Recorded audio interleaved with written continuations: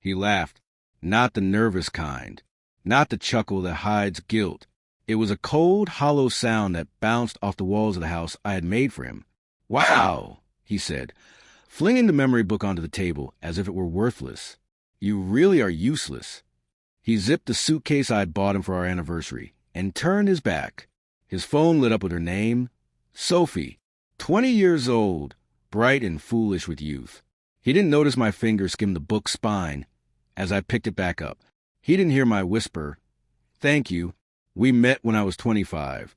He was older, the kind of man whose charm feels dangerous. Tailored suits, softer lies. He told me I grounded him, said I was as calm in every storm. I believed him.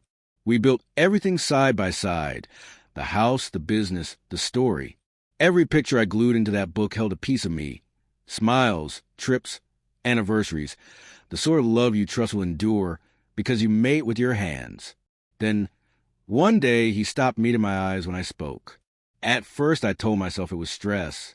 Then I noticed his phone placed face down, the late nights, the unfamiliar cologne, and finally her, a message that had been meant for her, but sent to me by mistake.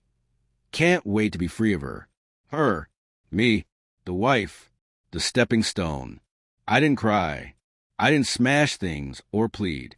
I sat until the silence in the room felt solid. Then I began to plan. He thought he was clever, diverting money into a fresh account. He thought I wouldn't notice. But I built our business from the ground up. I knew every password, every gap, every person he trusted. While he slept beside me, I shifted funds quietly, lawfully, flawlessly. Everything that actually belonged to me, my scents, my designs, my name, my labor, I secured.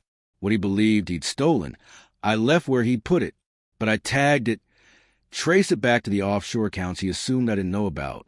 He'd used me as cover for years.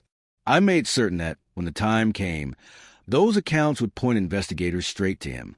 The memory book came later, handmade, weighty. Each page looked harmless. Old photos, letters, ticket stubs.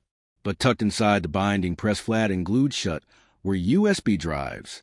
Each held bank records, emails, voice files, the proof of every crime, every betrayal. It took weeks to assemble, every margin exact, every page a disguise for what lay beneath. When I handed it to him, I knew the choreography. He would mock me, belittle me, and lead with the arrogance of a man who believes himself untouchable. He left that night with his mistress, driving toward the small apartment he'd rented under a fake name.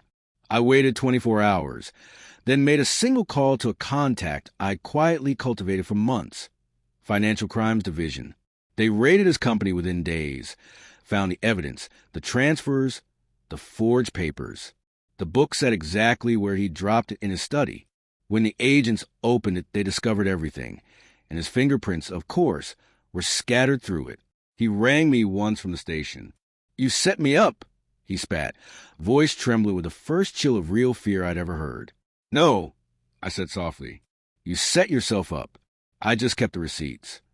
He yelled something after that, but I hung up. Sophie vanished soon after.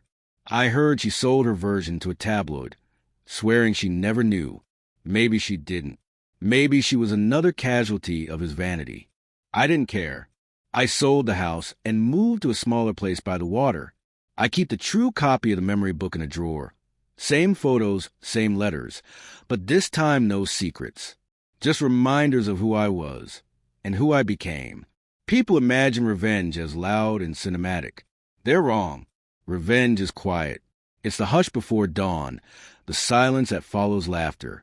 It's the instant a man realizes the walls he built weren't freedom but a cage, brick by brick, assembled by the woman he underestimated. Sometimes at night I open the window and picture him pacing in the cell, wondering when I began to plan. The truth is, it started the moment he stopped seeing me. That was his first error. His last was assuming I would remain small. So when he laughed in my face that night, I wasn't breaking.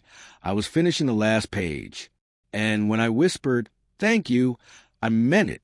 In that moment, he handed me everything I needed to destroy him.